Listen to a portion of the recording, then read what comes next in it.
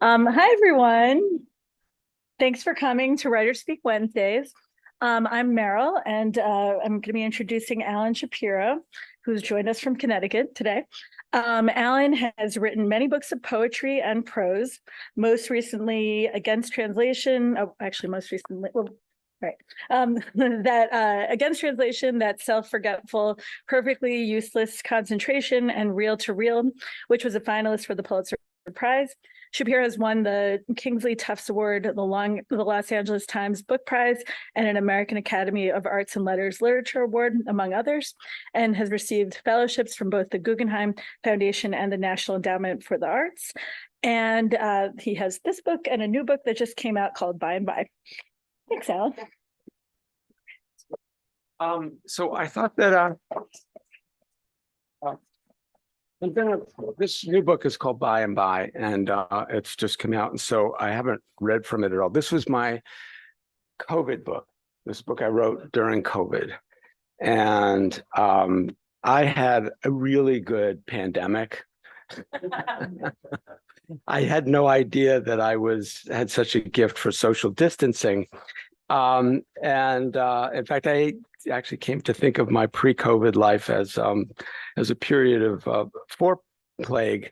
But one of the things about this book, which is it demonstrates my complete lack of any sort of prophetic ability whatsoever, because this is a book about being alone and assuming I was going to be alone forever. Like this was it. This was just what life was going to be. And so it turns out that was not the case. And I'm now married and to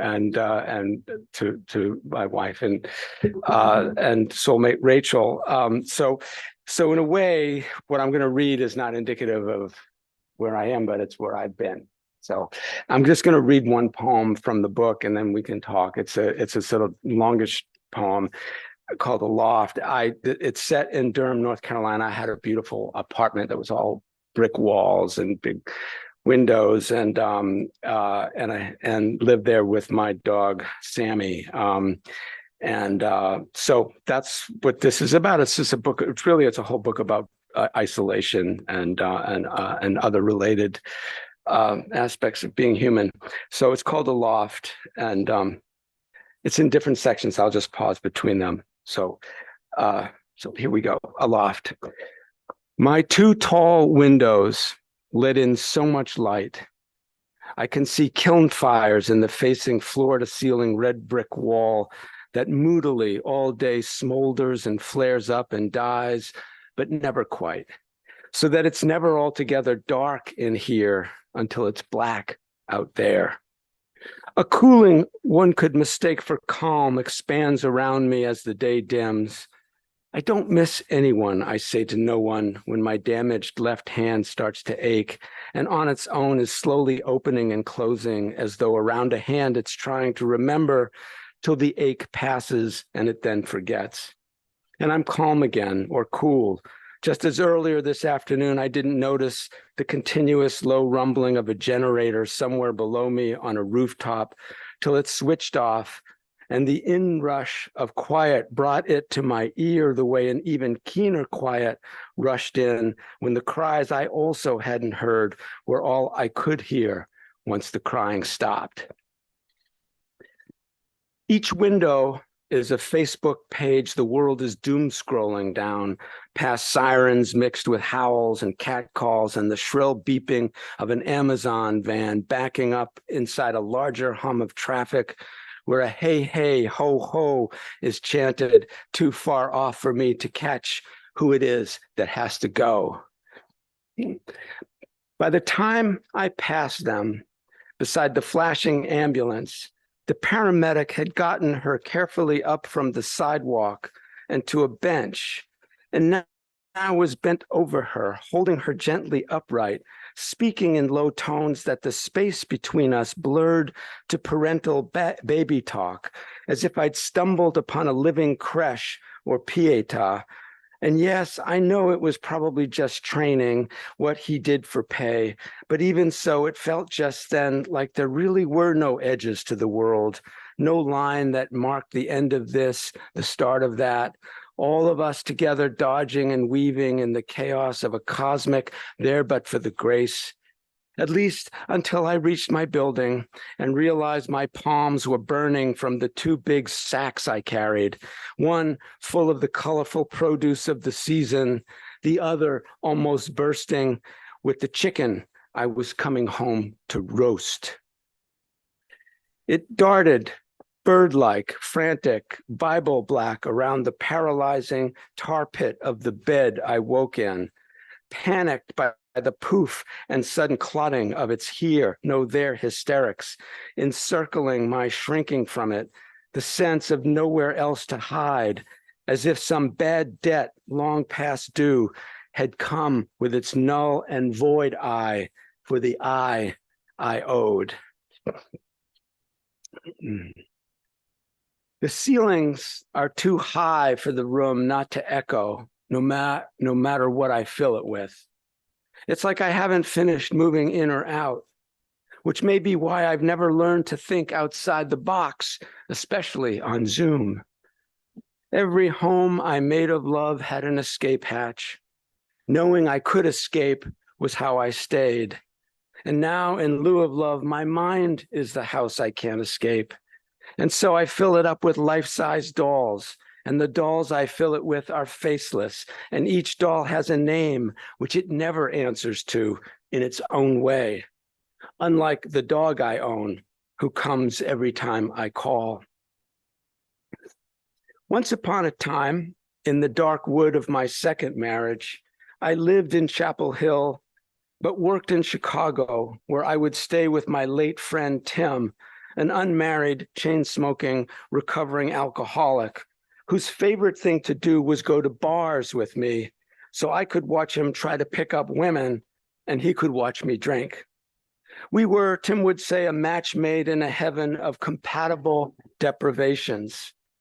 I remember how he used to douse his feet with baby powder so they wouldn't stink, though they always did, and how he'd leave all through the flat a trail of spectral footprints, which now I track in every dream of him, here in Durham, North Carolina, in this apartment, back and forth across each room he seems, when I enter, to have just this second left.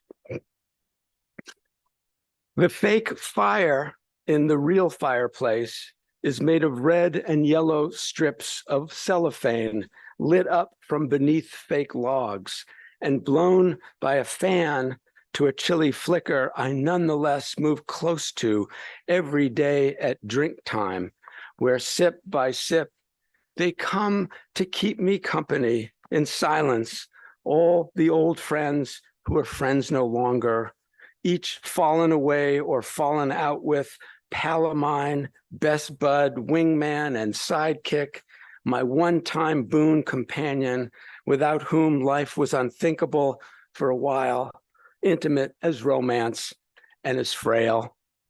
They come now, not to speak, not to look at me, and the not looking and not speaking is a dense unerring of their plaints and charges, like mute furies at a deaf and dumb assizes, whose judgment has no appeal before these puny flaps and freaks of cellophane inside a heatless hearth.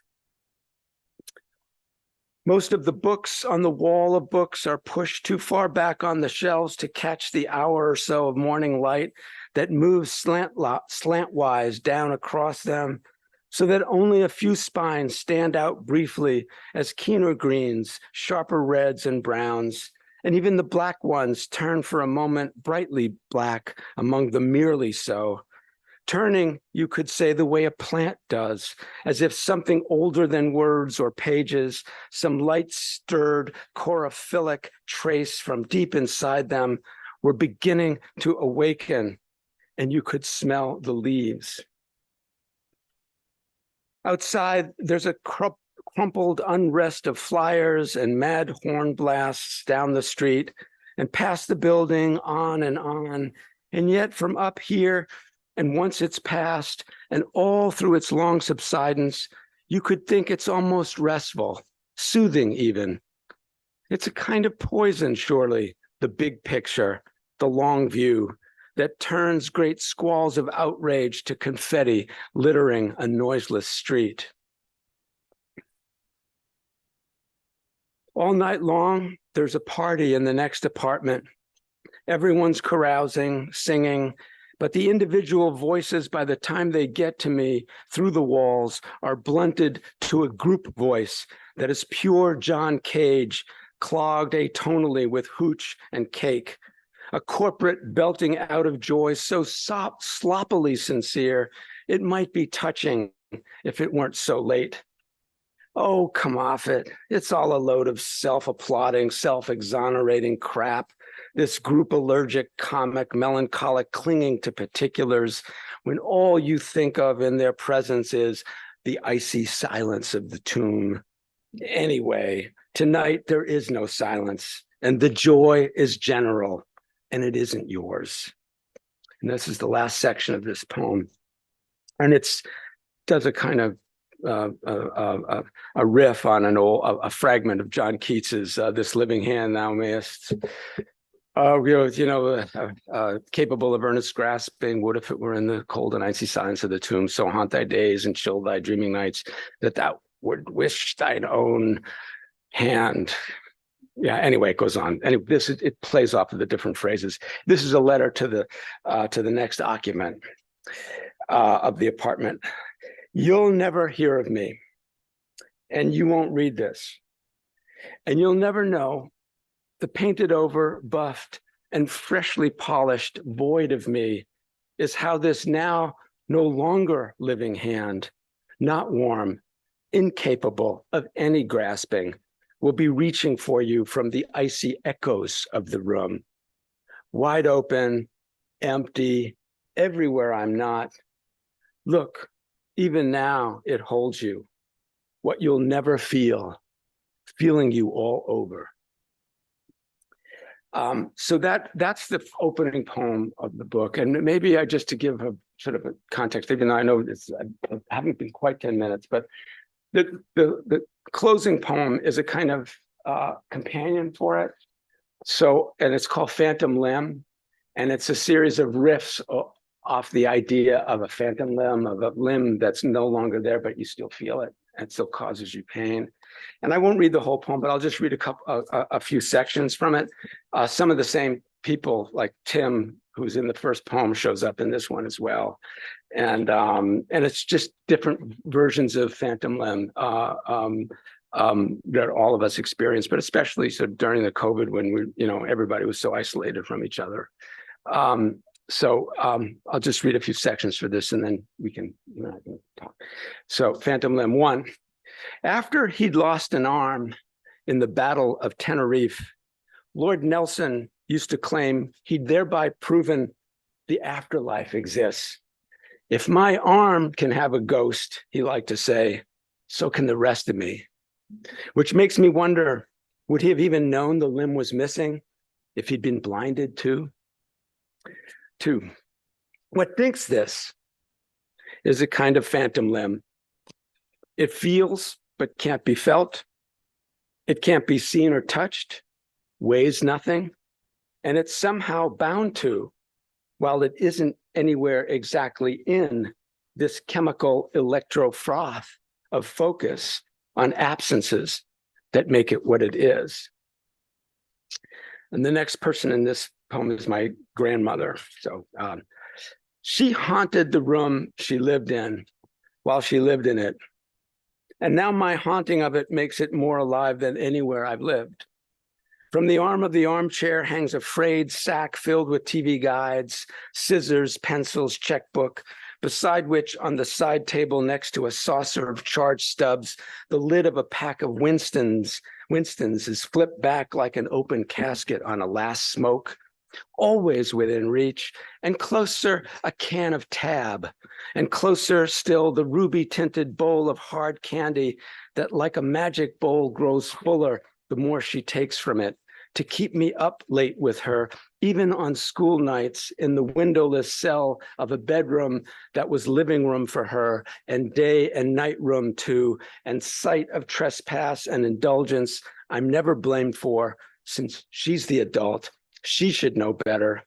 Over the throne-like chair, a cone of lamplight dims as it seeps down through smoke bands blued by the black and white light of the late-night talk show, drowning out the never-ending pox she's calling down on everybody's miserable head but mine. I'm just like her, she tells me, not like them.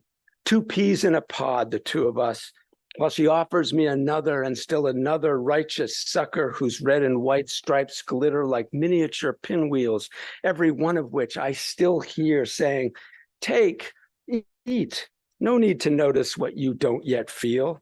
Let the snow of cellophane that falls through ash and smoke lie crumpled, sheenless at our feet. Sonny boy, it's all hard candy in your mouth tonight. Taste it. Taste it growing sweeter as it shrinks. Suck on that. 4, after the brain surgery, the left side of my brother's field of vision, which is to say, the left side of the world, had disappeared so thoroughly, it wasn't like the left side had just gone black or like he just saw black when he would turn left, but that there was no concept of a left in his brain. So in a sense, nothing for him had ever really changed. He couldn't miss what he didn't know was missing, even though if you were standing off to his left and spoke to him, he'd have to turn right and keep turning in a slow, spasmodic, stumbling pirouette till you appeared. Skip the next one.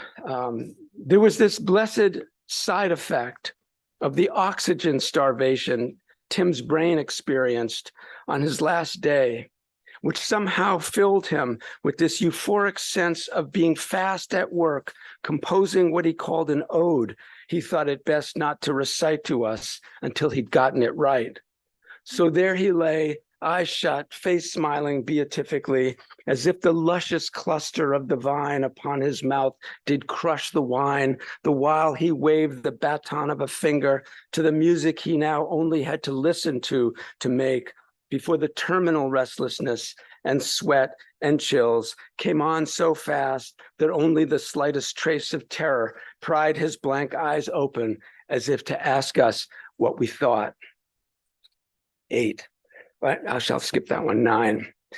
On the last day, having been asleep for days, it wasn't that Beth, it's my sister, it wasn't that Beth woke and started singing Shema Yisrael, Adonai Eloheinu, Adonai Echad, but that she started singing in her sleep, eyes shut, vase phlegmy, almost underwater, the song unconscious as a heartbeat or digestion, or the cold sweat she started sweating when the breathing and the singing stopped. 11.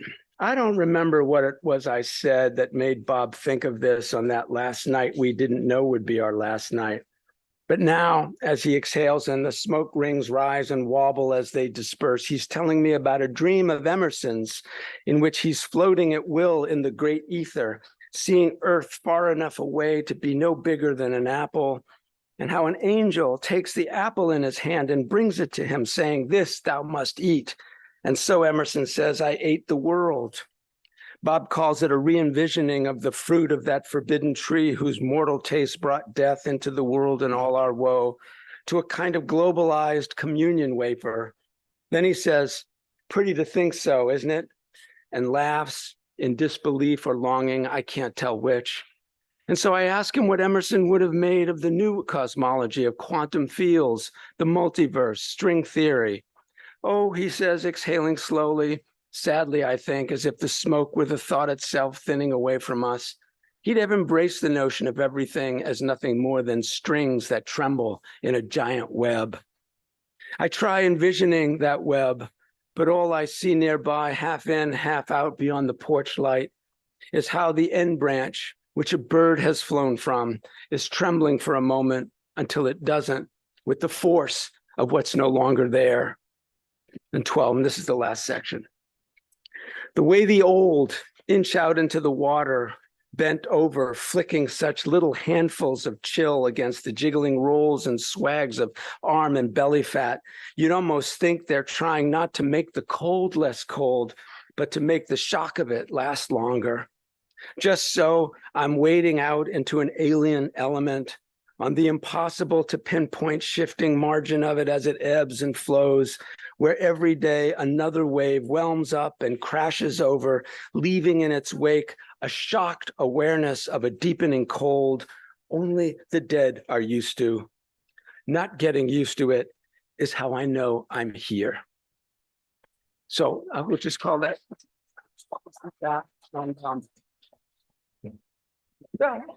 And now we're supposed to have a. Well, that was really great. I think it's really good collection. Congratulations. Well, I'd like to remind you to use the microphone. Turn it on as it'll be red, and then it'll turn green back.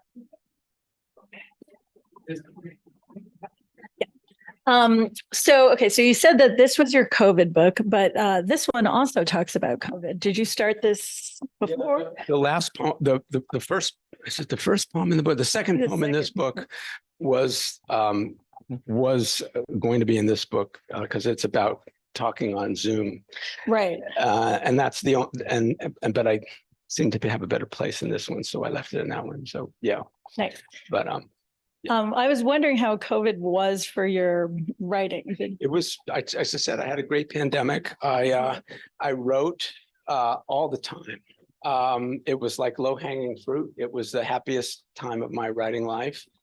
I didn't see anybody until I reconnected with my old college flame and now wife Rachel. I didn't see anybody. I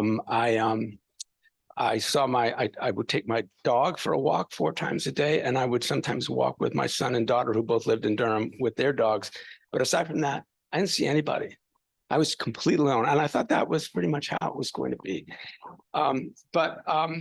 But yeah, as I said, I have a gift for social distancing, and it was really one of the happiest times of my life. This is the thing, David Ferry, one of my favorite poets, and some of you may know of him. He's about to turn 100. He has a line in one of his poems that writing is a way of being happy. And writing is a way of being happy, even if what you're writing about is how unhappy you are, because you are taking something that like I didn't choose the pandemic, I didn't choose the isolation. So in a way, I had to sort of passively suffer it. But writing about it, I was able to take something that I was passively suffering off the page into something that I was actively making on the page. So it creates a kind of illusion of agency. And I think it's always a happy thing to do, to make things, because you're an extension of yourself, whether it's painting, whether it's carpentry, whether it's whatever, you're making something, it's an affirmative act. And when it happens to be in language, if it happens to be about loss or mortality or, how, generally shitty everything is, those are just the cards you're dealt. But the writing itself, if it's going to be any good, has to be a kind of joyful act, has to be a happy act, even if if you're writing about unhappiness, it still has to be a happy act. Yeah, that kind of brings me to another question about, I noticed in here, like the first section and the last section was a lot about death. And it seems like that your new collection also touches on death a lot. Yeah. Is that, do you? I think, doesn't it, it seems to touch on everybody's life a lot. I don't think I've been singled out. No. I'm not the only person who's going to die in this run. And in fact, I can tell you all, what I once said at my funeral is, look, he's moving. Okay, so you promised me if you're there, that's what you say. No, I write about what it's like to be alive, and what it's like to be alive is to live in the midst of a lot of loss and grief and disappointment and other things too, joy as well. But yeah, so there is a lot of the work is pretty much haunted by by illness and death all the way through. And do you feel like that helps you process all this? Like No. right now? No. No, that's nothing to do with processing. It has to do with just doing something that I love doing. And if I can, look at it this way. And I'm the last surviving member of my childhood family. My brother died, my sister died, my parents are dead. I've been married 4 times. So I've had a lot of, ups and downs, and a lot of discontinuity, let's say. But one of the continuous things in my life was writing. So that even in the midst of discontinuity, if I'm writing, I'm consolidating who I am and my identity. And so that provides a kind of baseline stability, even in a time of great instability. So, but it's because I enjoy doing it. It's not because it has any therapeutic value. It doesn't, except insofar as that it's good to do things you enjoy. But it's not as if writing about this stuff insulates you from feeling anything. Mm. It doesn't make you any more prepared for the next loss or the next. It doesn't get you ready. It's not equipment for living. It's equipment for getting through the day. But it's not equipment for solving anything, because there's nothing to be solved. There's just stuff to be lived with and to be wondered at, I guess. Yeah, if you can turn the things that happen to you into occasions for wonder rather than occasions for self-pity, then that's a good thing. Like, whoa, this is interesting that this is happening to me. I'm not being spared anything. That's kind of an amazing thing. And it's a form of fellowship with everyone who's ever lived. So, yeah. Great. One of the other things I noticed was that you bring a lot of like modern technology into the poems, like Facebook and likes and Zoom and all that stuff. And it's amazing. Like, I didn't think Zoom could be poetic. So that's very cool. So yeah, how do you feel about bringing that? I think it's, when T.S. Eliot in The Wasteland introduced motor cars into contemporary poetry, nobody had done that before. I remember seeing Night of the Living Dead, the 1950s version of that, for the first time I ever saw a shopping mall in a movie. I've been to strip malls, my whole life. I never thought that there was anything interesting about them until I saw it in a movie. And then you realize, well, everything in our lives is interesting if you can sort of see it in the right way, not as just simply the way things are, but just this is an interesting. I walked to Hunter, and when I get off at when I get at Grand Central Station, I walk to Hunter, the 20 some odd blocks, and 99% of everybody I see has a cell phone, and they're staring at it like this while they're walking up Lexington Avenue. That's an interesting thing, it seems to me. It wasn't, if someone had been, had time traveled from 1980 to now, they think we lived in a world of schizophrenics and people with personality disorder, not borderline, but well over the borderline, But, when you get any kind of historical sense, gives you a sense of how completely unnecessary things are that you assume are just the way things are, and they are, but they could be otherwise. And it's, you can step outside yourself and look at things, you realize it's a very strange country, a very strange world. And texting, all of these things are, I don't do a whole lot of them. I have no social media presence at all, but I find it interesting, incredibly interesting. Well, it makes the work feel really contemporary. Well, it's the job of art to respond to the world as you find it, and to try to make sense of it and not leave things out. I'm always encouraging my students to sort of use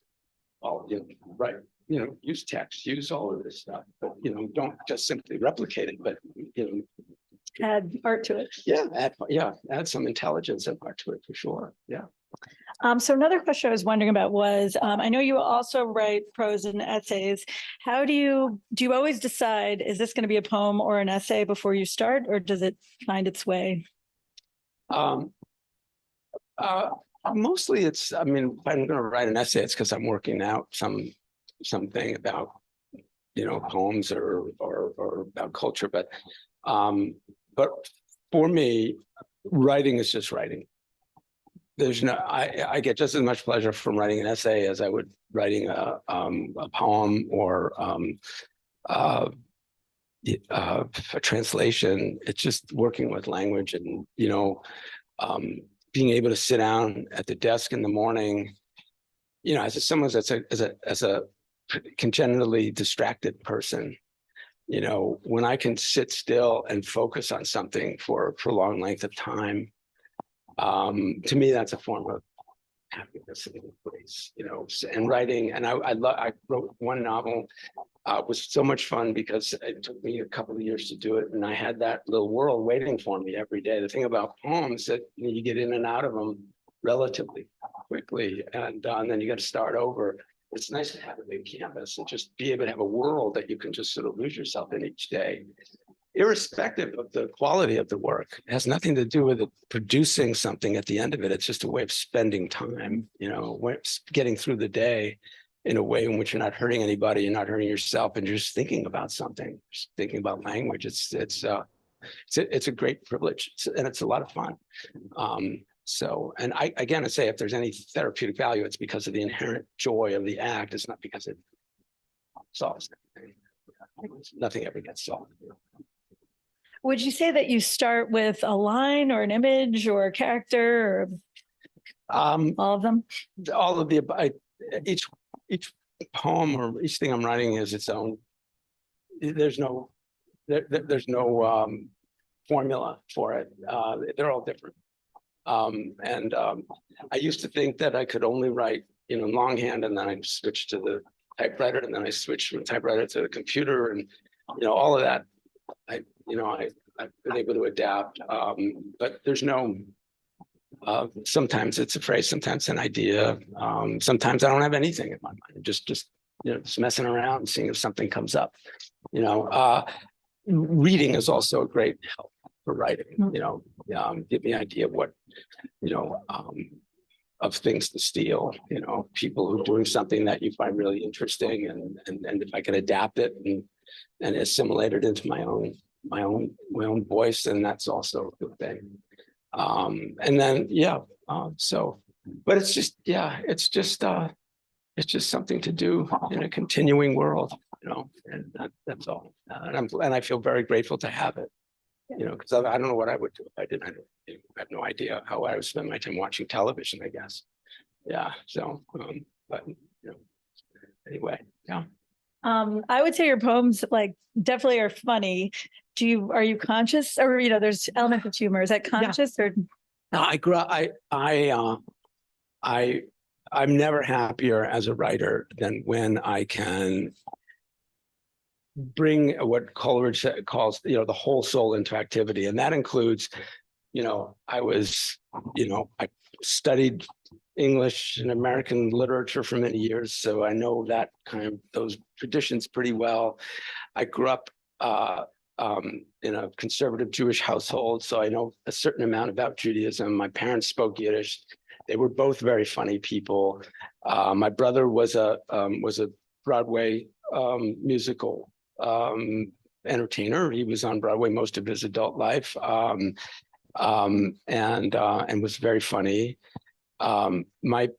There's one of the things I love about jokes is that they're if you step back and look at the content of jokes, you realize that jokes like literature or like any art deal with the worst possible things that can happen to a human being, right? And what do you do in a joke? You convert these experiences of humiliation and betrayal, impotence, you name it, into something that's admirable and elicits laughter both from you and from other people. When I went out to back in the 90s, when my sister died, my brother hadn't gotten sick yet. My mother was having knee replacement surgery, and they lived in Los Angeles at the time. And I had to go out to take care of my father while my mother was getting knee replacement surgery. And just give you an idea of the kind of people that I grew up with.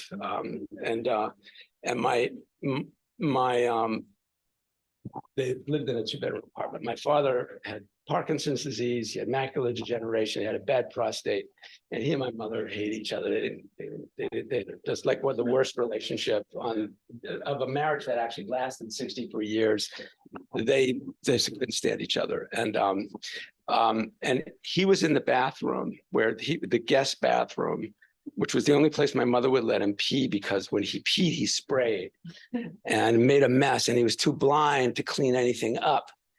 And so I'd be helping my mother down the hallway, and we'd go by the bathroom, and the door was open. It was an L-shaped bathroom, so you couldn't see him. It would go this way and that way. He'd be there, and we could hear him yelling at his penis, "Piss, you piss! God damn it, piss! What the hell? God damn it, piss!" And my mother said, "Who are you talking to in there?"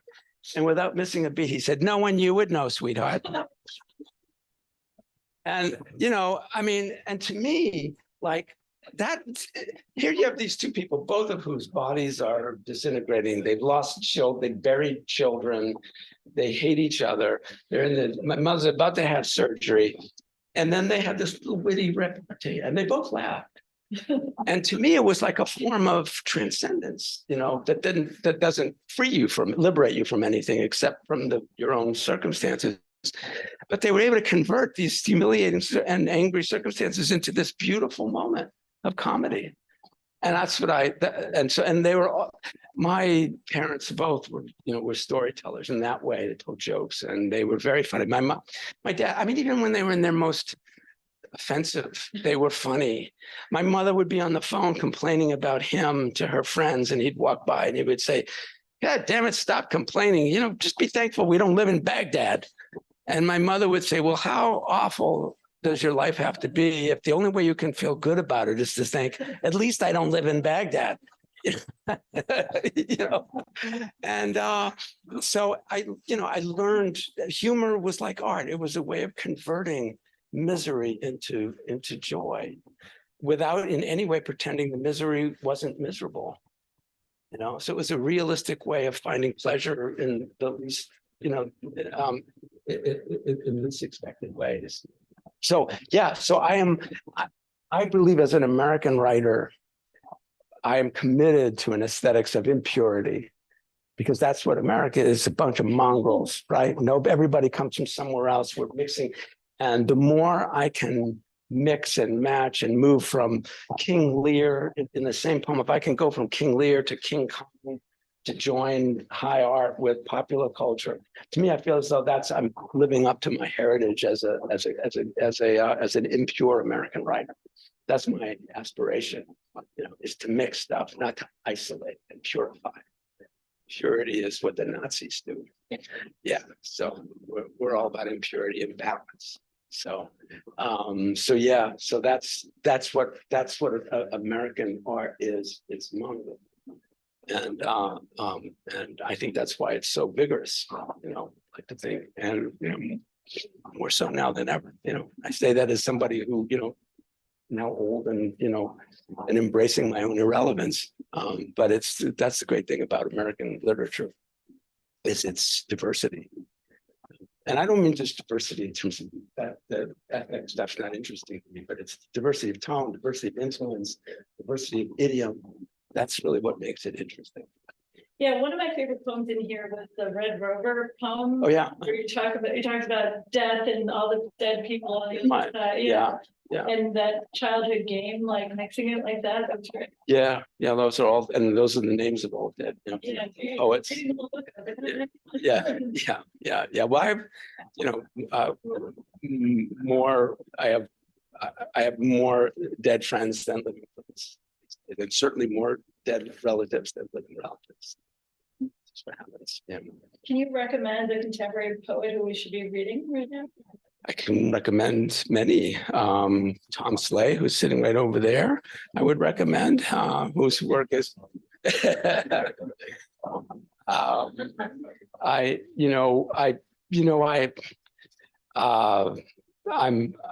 we were friends with Tom, and I'm friends with Derek Walcott, great Jamaican, Black Jamaican writer, was a great poet. Robert Pinsky, Seamus Heaney, Elizabeth Bishop, but these are the recently dead. Among contemporary living poets, younger poets, there are wonderful writers out there, Ross Gay comes to mind as someone whom I like a lot. uh, uh, but this is like having a fight with a spouse. You don't realize what it is you should have said until after you slam the door and you stomp outside. Plenty of people I could name, but I'm blanking on them right now. Yeah. I think maybe we should move to Q&A. All right. Anybody? Yeah. Anybody has a question about anything? Like you were mentioning earlier about about one of the ways writers to like read writers and like today in class we had a show and tell where we like showed our own like readings and what influences are writing. Great. It's super interesting to see like with the class with like influence on current writing. I asked you like from some like instrumental like influences on like Among the living or among anybody?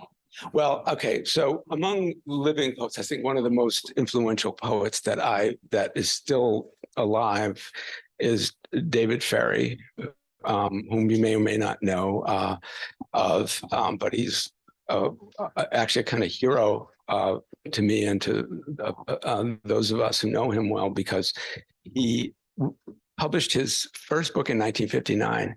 He didn't publish another book until 1983, and then really hit his stride in his 80s. Now he says, and he wrote his best book, Bewilderment, when he was 89 years old. And in fact, in this book about his wife died of Alzheimer's, and a lot of it is about that, about what it's like to lose someone to Alzheimer's. And his book, Bewilderment, and my book, Night of the Republic, were both finalists for the National Book Award.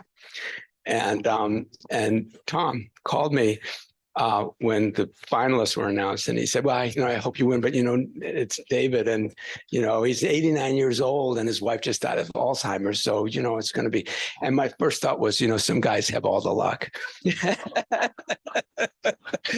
But so David Ferry, I'd be interested to know when you did your show and tell, was it just in general, whoever you're reading and what you're finding interesting, or was it like you're among your contemporaries and living, writers who are at work now?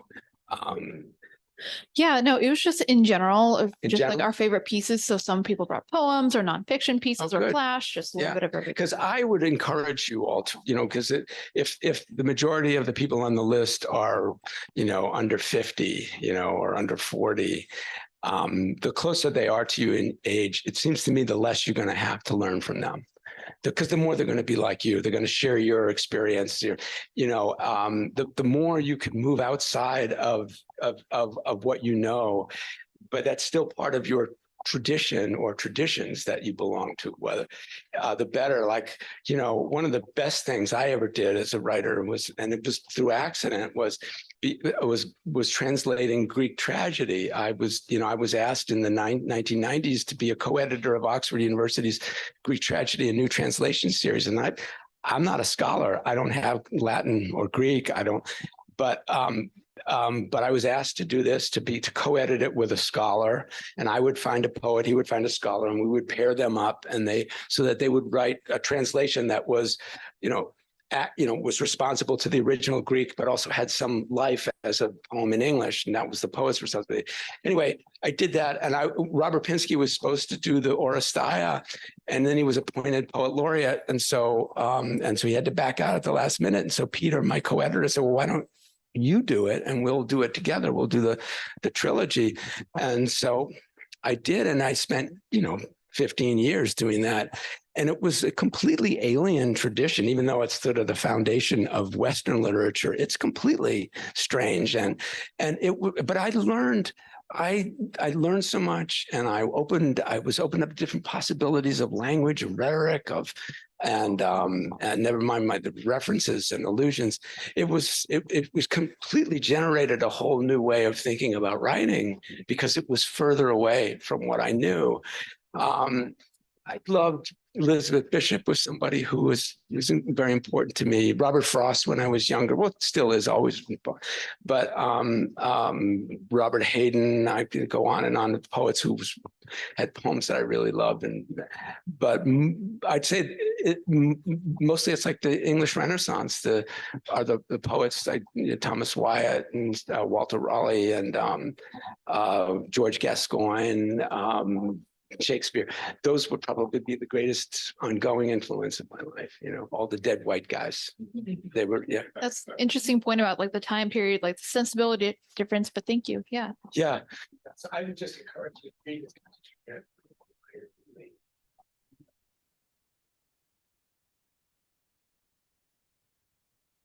You had talked about the importance of joy in your writing. So what do you do if you're working on something and you don't feel any joy, or it's feeling like a chore? Do you put it away? Do you start something new? Or oh God, I just I don't know.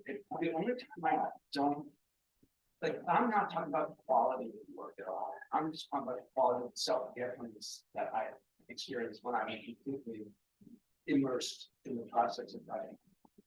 That to me is what the source of the joy is.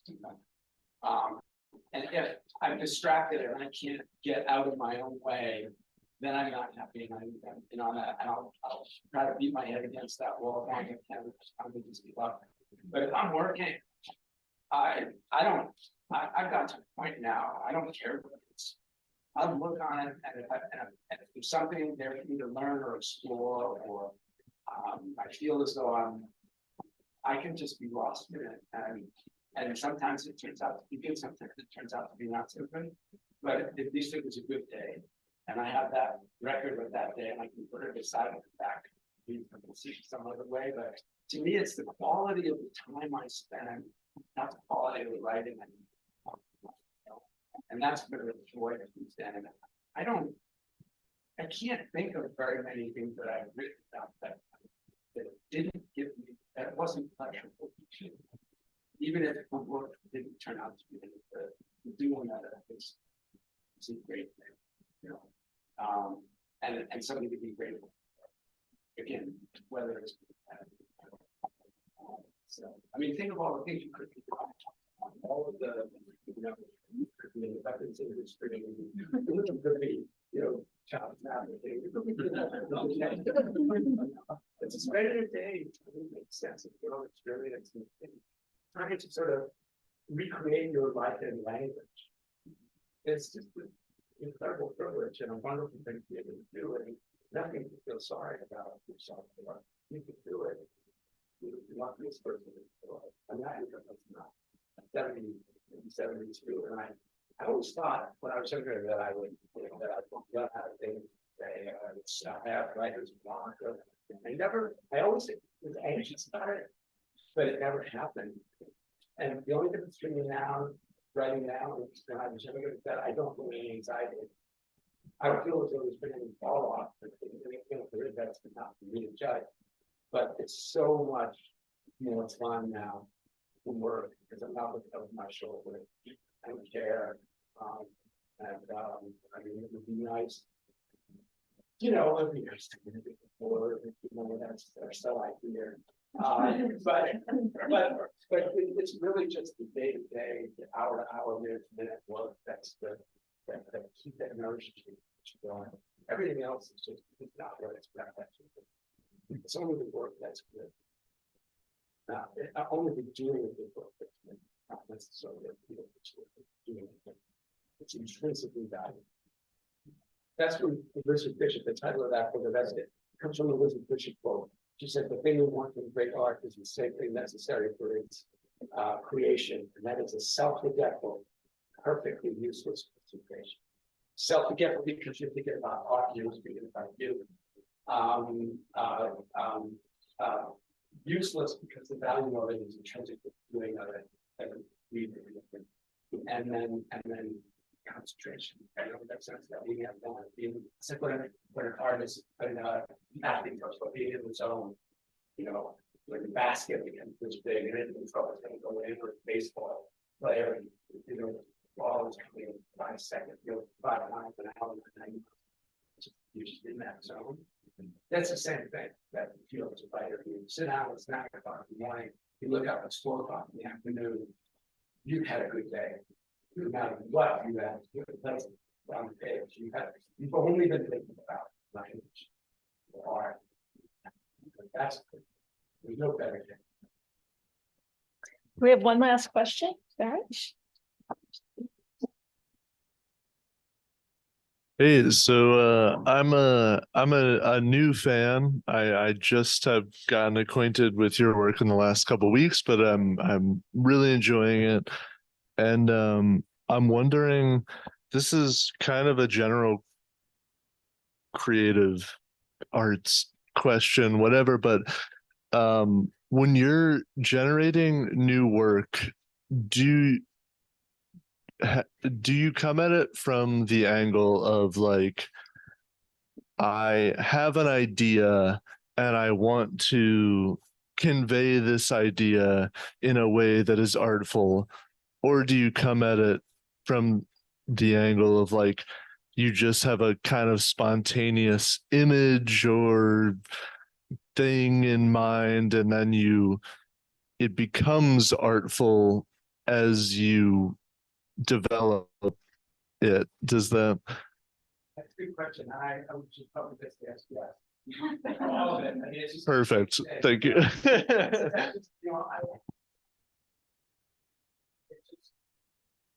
It's best not to think too much about that. Probably think after that. You would start with start with just nothing.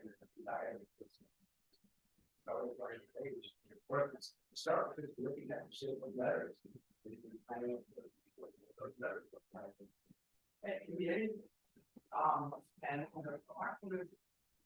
to me, it's like, and again, I'm not speaking for anybody else. I don't have any descriptions of anybody. It's all me and how I work. Actually, I don't know what it is I think, and I don't know what it is I feel, and I don't know what it is I have to say until I get it. There's something shows up on the page, and I think you realize that I think they don't follow that. But it's all done in fiction. There's nothing worked out in the kids. It's not, and I know that that's not the key word. No. It's just anything, whatever. That works for you. Dramatic, that's great. Some people can believe more content, but it's certain kind of or other way to talk. That's just the thing. When humans like working, walking, everybody has their own way of doing it. I just like to sit. I sit on the couch with the back up. I don't sit at the desk and do it. That's how I do it.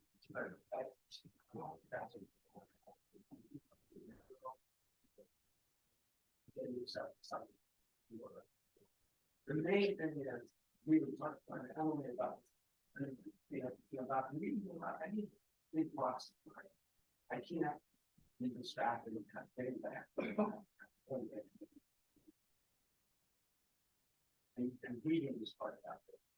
I feel as though when I'm reading them, another poet mentioned that Alice Oswald, the British poet, she's still writing a lot. I think she's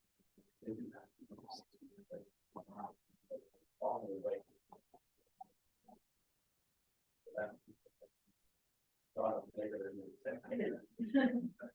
Anyway, thank you. Thank you all for coming. Thank you.